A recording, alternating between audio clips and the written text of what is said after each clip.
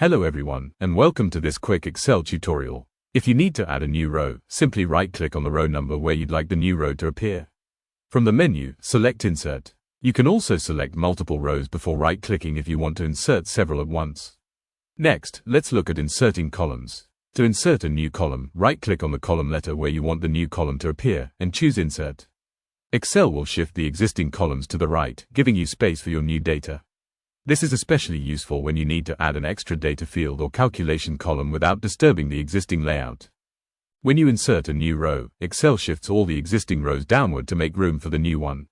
The new row appears above the row you selected. Similarly, when you insert a new column, Excel shifts all existing columns to the right to create space for the new column. The new column appears to the left of the column you selected.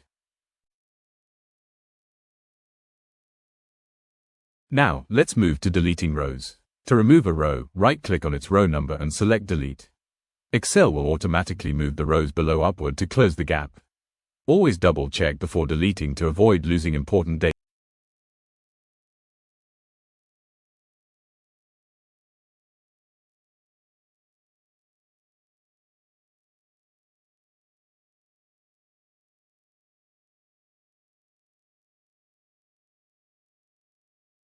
Finally, to delete a column, right-click on the column letter, then select Delete.